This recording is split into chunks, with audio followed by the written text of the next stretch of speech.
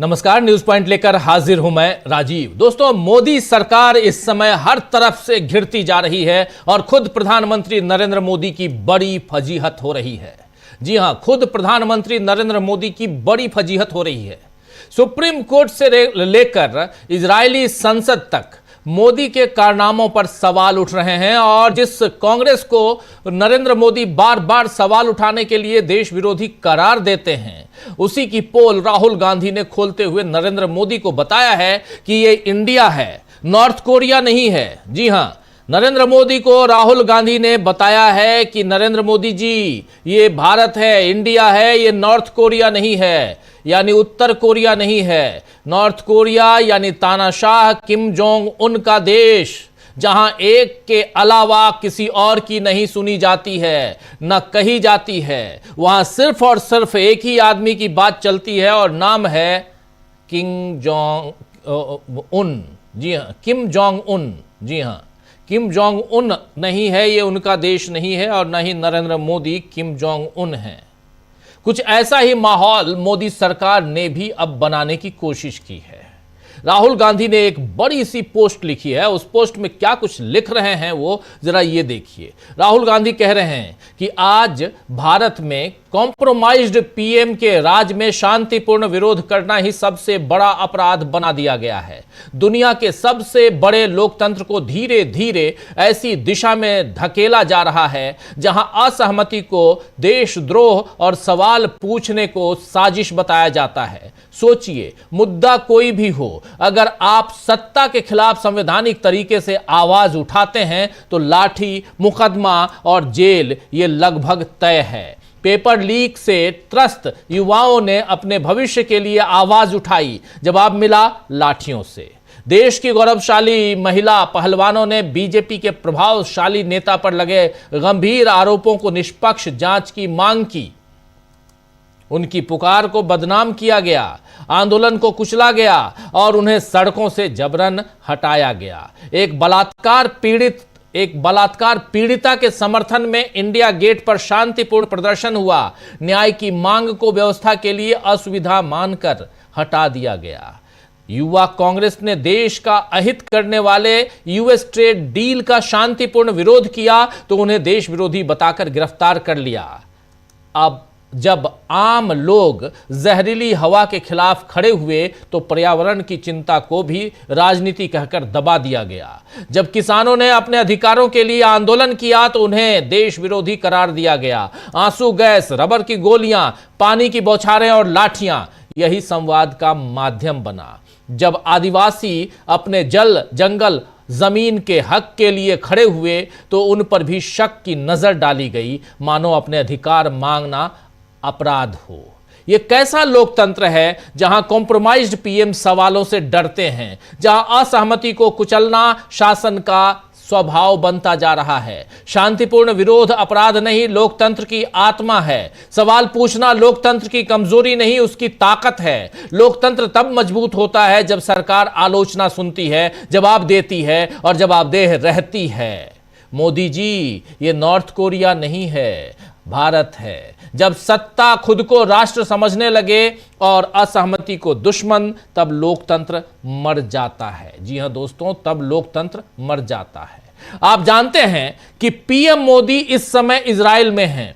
कल उन्होंने वहां संसद को संबोधित किया, यानी इजरायली संसद, कनेसेट जिसको कहते हैं, उसको संबोधित किया था। लेकिन उसमें भी जिस तरह उन्होंने केवल इजराइल पर हमले का जिक्र किया और गजा पर इजराइल के 3 सालों से चल रहे हमले को पूरी तरह नजरअंदाज किया, लाखों निर्दोष लोगों, मासूम बच्चों की मौत, इन सब पर एक शब्द नहीं कहा। उसके बाद पूरी दुनिया में यह संदेश जा रहा है, और या कहें तो यह संदेश जा चुका है कि भारत ने अपनी विदेश नीति को चेंज कर दिया है, बदल दिया है और खुलकर अमेरिका और इजराइल के साथ भारत खड़ा हुआ है। मोदी को अभी इसकी वजह से जो भी फायदा मिले, चाहे ट्रेड डील के कारण या एप्स्टीन फाइल्स में होने वाले खुलासे से बचने का मौका मिले, लेकिन भारत को इसमें काफी नुकसान होगा, यह तय है। क्योंकि अमेरिका कभी हमारा हितैषी नहीं रहा है और यह बात नरेंद्र मोदी को, उनकी सरकार को समझनी चाहिए। बल्कि अमेरिका को इस बात की तकलीफ रही है कि भारत उसके सामने सिर उठाकर क्यों खड़ा होता रहा। लेकिन अब नरेंद्र मोदी के कारण अमेरिका समझ रहा है कि हमें झुका दिया गया है। नरेंद्र मोदी के कारण अमेरिका समझ रहा है और यह भारत को झुका दिया गया है, अमेरिका ने हमें झुका दिया है। वहीं भारत के पारंपरिक दोस्त रूस, ईरान, फिलिस्तीन, इन सब से दूरी हमारी बन रही है, जो आगे जाकर हमारा नुकसान करेगी। विदेश नीति के साथ साथ देश के लोकतंत्र को भी मोदी सरकार ने कुचल दिया है। अभी आपने राहुल गांधी की पोस्ट देखी, आज उसी का जिक्र करते हुए अभिषेक सिंघवी ने, जी हां, अभिषेक मनु सिंघवी जो राज्यसभा के सांसद भी हैं, वकील भी हैं, उन्होंने आज प्रेस कॉन्फ्रेंस की, क्या कुछ कहा है जरा सुन लीजिए अभिषेक सिंघवी को कह क्या रहे हैं। मेरे पास पूरा उनका वक्तव्य है। शांतिपूर्ण विरोध अपराध नहीं है, लोकतंत्र की आत्मा है। ये एक वाक्य गांधी जी ने कार्यान्वित किया था 100 साल पहले। सवाल पूछना लोकतंत्र की कमजोरी नहीं, उसकी ताकत है। लोकतंत्र जब मजबूत होता है, जब सरकार आलोचना सुनती है, जवाब देती है और जवाबदेही रखती है। हम भारत में हैं, इस गौरवशाली देश में हैं और यहां के गौरवान्वित नागरिक हैं। हम नॉर्थ कोरिया में नहीं हैं। और यह समझना आवश्यक इसलिए है क्योंकि इस सरकार की पहचान पिछले 10-11 साल से हर संस्था में ऐसी रही है। आखिर कभी पहले आपने सुना कि 150-140 सांसद को एक साथ निरस्त या निलंबित किया गया?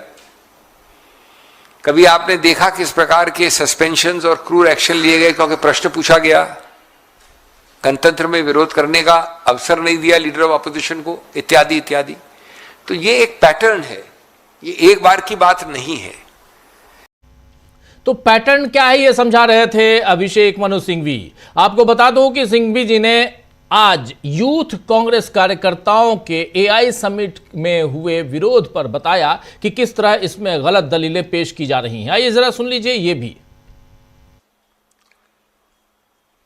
It is wrong, as some of my esteemed friends on the ruling side have again and again tried to mislead by saying, आप अगर किसी के घर के अंदर घुस जाएं तो वो क्या अतिक्रमण नहीं होता है, ट्रेसपास नहीं होता है, गलत नहीं होता है? ये बिल्कुल अनुपयुक्त उदाहरण है। कोई किसी के घर में नहीं घुसा, घर होता है private property. Bharat Mandapam private property नहीं है। भारत मंडपम एक पब्लिक प्लेस है, सार्वजनिक जगह है। हाँ, ये बात जरूर है कि उसके 3 भाग हैं। एक अंदर है जहां समारोह होता है, एक एकदम बाहर है बिल्डिंग के, और बीच में एक दालान है, एक पोर्टिको है, एक लॉबी है। उसको आप सबसे ज्यादा कहें तो सेमी पब्लिक प्लेस कह सकते हैं, सेमी सार्वजनिक। उसको घर के साथ एनालॉजी देना कोई उपयुक्त होता है? और अगर जवाबदेही कोई मांगता है तो वो सेडिशन नहीं होता, आतंकवाद नहीं होता। आप ये कह सकते हैं कि मैं किसी और तरीके से विरोध करता, आप किसी और गलत तरीके से कर रहे हैं, शर्ट नहीं उतारिए, शर्ट उतारिए। ये 2 मत हो सकते हैं, लेकिन इनमें से कोई भी फौजदारी, कोई भी कानून, क्रिमिनल कोई भी उल्लंघन नहीं कह सकते। तो ये घर में अगर आप किसी के घर जाकर ऐसा करते हैं तो चलिए वो कानूनन गलत है, लेकिन सार्वजनिक स्थान पर आपने विरोध प्रदर्शन किया तो ये कतई ये कानूनन गलत नहीं है। ये बात देश के वरिष्ठतम वकीलों में से एक अभिषेक मनु सिंह भी बता रहे हैं। बहरहाल अब अदालत में यूथ कांग्रेस कार्यकर्ताओं के विरोध में दी जा रही दलीलों पर क्या फैसला आता है, इस मामले में किसकी जीत होती है, किसकी हार होती है, यह देखना होगा। लेकिन शीर्ष अदालत यानी सुप्रीम कोर्ट में इस बार मोदी सरकार की बड़ी फजीहत ऑलरेडी हो रही है, हो चुकी है कह सकते हैं। इसलिए क्योंकि एनसीईआरटी के सिलेबस में क्लास 8th की 8वीं क्लास की किताब में न्यायपालिका में भ्रष्टाचार, करप्शन इन जुडिशरी जी हां, न्यायपालिका में भ्रष्टाचार का चैप्टर डालने पर मोदी सरकार बुरी तरह फंस चुकी है। एनसीईआरटी ने इस पर माफी तो मांग ली, लेकिन मुख्य न्यायाधीश सूर्यकांत ने साफ कर दिया कि यह इतना हल्का मामला नहीं है जिसे एक माफी से भूला जा सके। अदालत में सुनवाई के दौरान सॉलिसिटर जनरल तुषार मेहता ने कहा कि यह चैप्टर तैयार करने में शामिल लोगों को भविष्य में मंत्रालय की किसी भी गतिविधि में शामिल नहीं किया जाएगा। इस पर मुख्य न्यायाधीश जस्टिस सूर्यकांत ने मौखिक रूप से टिप्पणी की कि यह बहुत हल्की सजा हो सकती है। उन्होंने इसे सोची समझी चाल बताया और कहा कि वो इस मामले पर स्वतः संज्ञान लेंगे। आप जानते हैं कि एनसीईआरटी तो सरकार के निर्देश पर काम करती है, तो क्या सोची समझी चाल चलने की बात मोदी सरकार के लिए कही गई है? क्या मोदी सरकार न्यायपालिका से लोगों का भरोसा हटवाना चाहती है? यह एक गंभीर चिंतन का मुद्दा है दोस्तों। और यहां पर जब न्यायपालिका, उसमें भी सुप्रीम कोर्ट, यहां कह रहे थे justice Suryakant, chief justice of India, कि न्यायपालिका पर भरोसा बना रहे, यह काम मेरा है और इस न्यायपालिका का चीफ मैं हूं, यह मेरी जिम्मेदारी बनती है।